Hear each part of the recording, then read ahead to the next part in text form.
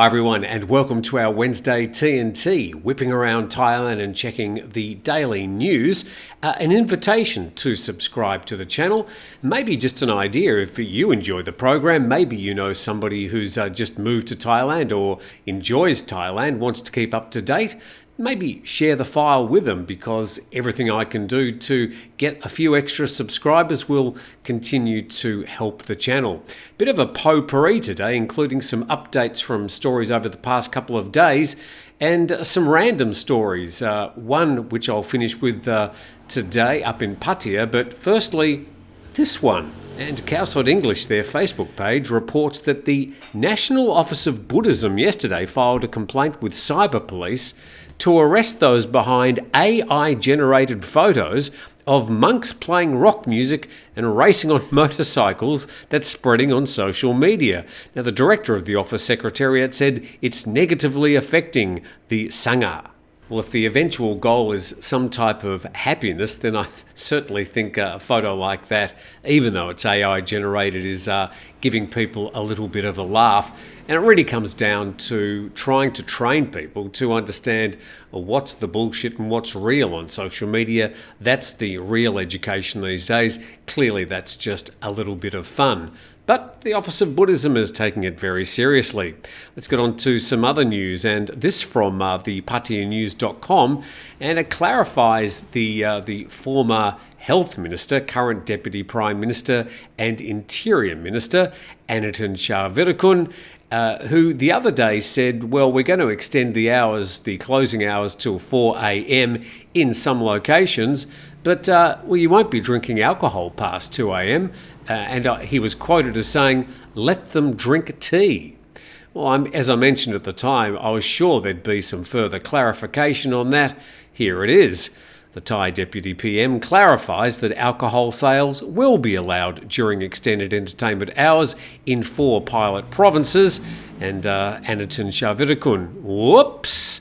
He's clarified that the Ministry of Interior is in the process of reviewing and listening to various opinions and complaints from locals and owners of entertainment venues before presenting them to the Cabinet. But he apologised for misleading information from the previous statement that the extended hour services will not cover alcohol sales until 4 a.m, which is incorrect. And qualified entertainment venues in approved legal entertainment zones would be allowed to serve alcohol beverages until 4 a.m. Furthermore, entertainment services in hotels in 4 pilot provinces, and that's Chonburi, Bangkok, Chiang Mai and Phuket, can provide full service until 4 a.m. Meanwhile, the Pattaya Mayor has confirmed that currently legal entertainment zones will participate in the 4 a.m. program, effective from December the 15th. However, proposals to extend the zones to Jomtien, Naklua and Easy Pattaya will have to wait until next year. Well, you might have to tell me in the comments section where Easy Pattaya is. Is it just south of Difficult Pattaya? I've never heard of it before. We go to this further clarification on Cowside English Facebook page. The Interior Minister Anutin Charnvirakul has apologised yesterday, saying he was confused about the new alcohol sale hours at pubs and bars at specially designated tourist zones in 4 provinces, saying that they can sell alcohol until 4 a.m. So the Minister of putting his foot in his mouth has done it once again, but at least it's been clarified within a couple of days. That all starting on December the 15th for those people coming to those particular areas and wanting to stay out drinking until 4 a.m. Now, some more clarification on the issue with hostages, understanding that there are 2 Thai hostage crises. There's one in Gaza in Israel and the other one just on the Myanmar-China border, about 400 kilometres north of the Thai border. And from the Bangkok Post, Thais may be among the first freed.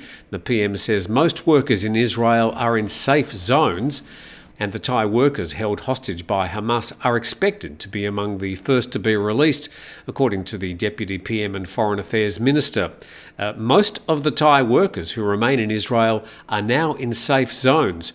According to official figures, there were about 30,000 Thai workers there before October the 7th, and some 8,000 have since been repatriated on 35 flights. The Ministry of Foreign Affairs reported on Monday that more than 20,000 Thai workers have chosen to stay in Israel despite the escalating conflict.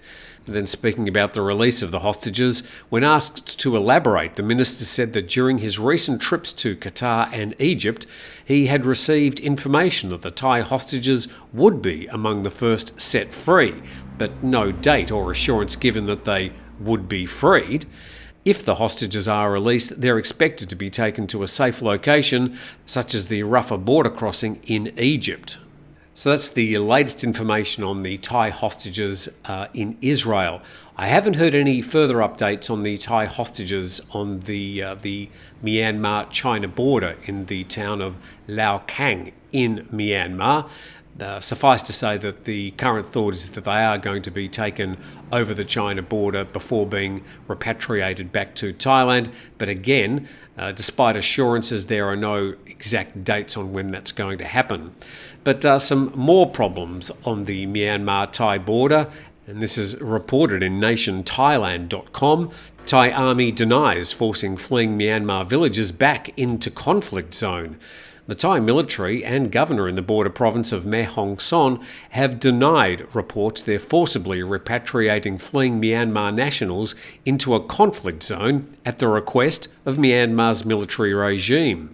And the army insisted yesterday that Myanmar nationals fleeing fighting between regime troops and ethnic Karenni forces returning to their homes voluntarily and not being pushed back as alleged by a Myanmar news agency. And it alleged that the junta pressed for their forcible repatriation after a foreign reporter interviewed the camp residents and found that some were members of the Karenni People's Defence Force, an armed resistance group. The news agency said Thai authorities ordered the camp's leader to take his people back to Myanmar within 2 weeks, or all of them would be moved to the refugee camps in Tak. And they said that a total of 5,748 displaced people have returned from Mae Hong Son to Myanmar since June, and another 4,187 displaced Myanmar nationals are now living in 5 temporary camps in Mae Hong Son. So the conflict in Myanmar still spilling over the Thai border in so many different ways and in so many different locations. But it's a continuing situation, and the Burmese people trying to find some work or some peace for themselves and their families still flooding into Thailand, which brings this news. It's from Banar News, banarnews.org. Women saved from Thai factory were confined to a room, barred from leaving. And 10 Burmese women rescued in October from a textile factory in Bangkok said they were held against their will for months and forced to pay fees that would have kept them perpetually indebted to their employer. And the women, who included both legal and undocumented workers, are just a few of what labour watchdogs said are millions of Myanmar nationals who migrated to Thailand seeking jobs in the aftermath of the military's February 1, 2021 coup. Rights groups said they're among the most vulnerable populations living in Thailand because they lack adequate protection from authorities both in Thailand and back home. It says the women contacted the Myanmar Humanitarian Action Centre via Facebook Messenger for help. It says they sent photos of the room where they were confined. We used these photos as evidence, and police rescued the women and charges were filed against the factory owner under Thai law for failing to pay the minimum wage and confining the 10 against their will. And the spokesperson said that since the military coup, an increasing number of Myanmar nationals had turned to overseas jobs, whether legal or not, because of economic hardship and high unemployment rates. And some were sold as slaves on fishing boats, and young women were sold to human trafficking rings at the Malaysian border with Thailand. So just a tiny sample of these human stories that continue to unfold in that wreckage that is Myanmar.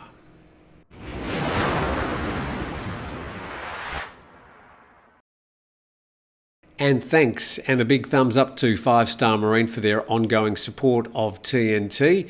Now, a bit of news, I suppose, on the EV front about electric vehicles here in Thailand, which seems to be gathering apace. And this story from the PattayaNews.com, Chiang Mai plans to convert red trucks to electric vehicles, preserving tradition and reducing pollution. And it says red trucks or red taxis are public transportation units that have been with Chiang Mai for a long time. Therefore, it's advised to promote a policy from the Thai government to replace combustion public transportation with electric vehicles. And we're committed to keeping the red trucks, but in an electric form. And apparently there's no ETA for when this conversion will take place. So, no dates or no particular model selected for that slow evolution to electric vehicles, but good to see that public transportation around Thailand is slowly headed in that direction. Can you just imagine in Bangkok, and this isn't talking about the pros and cons of electric vehicles per se, but can you just imagine if half the motorbikes in Bangkok were electric instead of a four-cylinder engine, how much quieter the whole environment would be? Convert all the cars to electric, all the buses to electric, and all the bikes to electric, and it would be so much quieter. So apart from anything else, I think that would be a distinct advantage.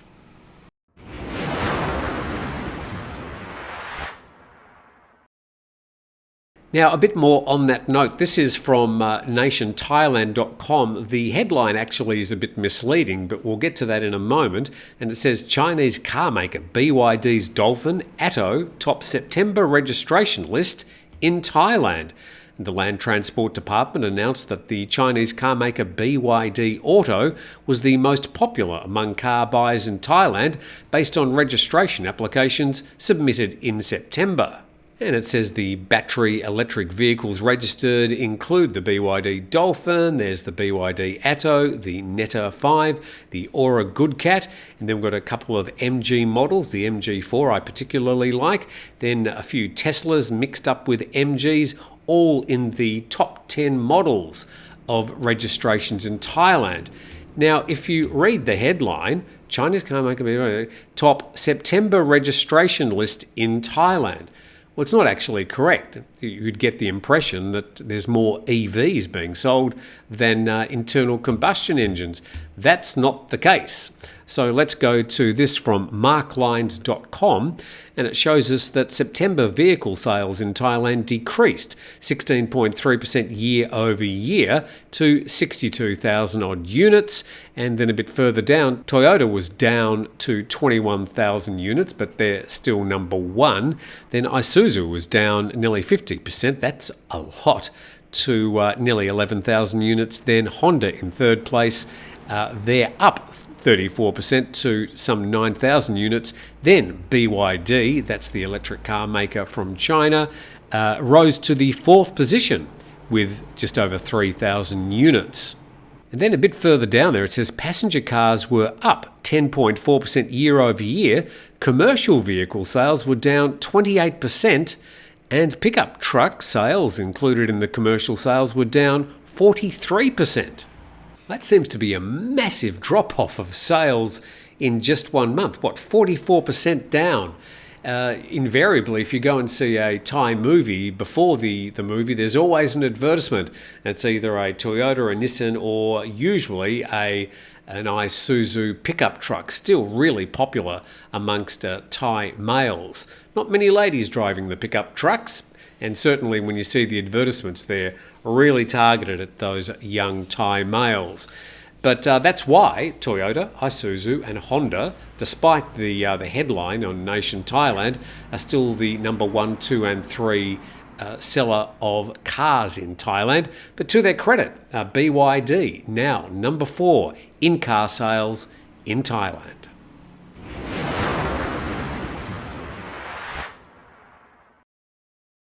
And going to thePattayaNews.com, this story, unhinged and unclothed Russian man arrested for violent rampage in North Pattaya.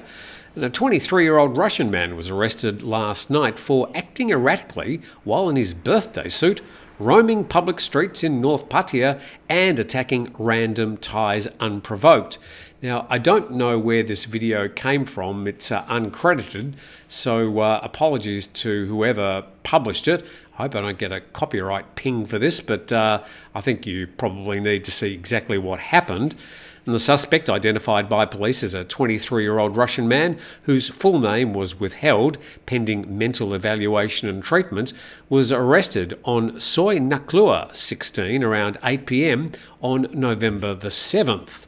And the suspect was described as extremely uncooperative and appeared unable or unwilling to speak much Thai or English.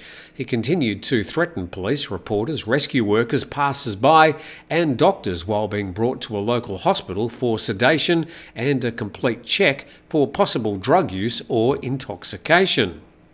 A nasty incident there caught on video, but let's hope the people on the motorbike that he hit recover quickly, and that 23-year-old gets the help he needs and arrives home safely.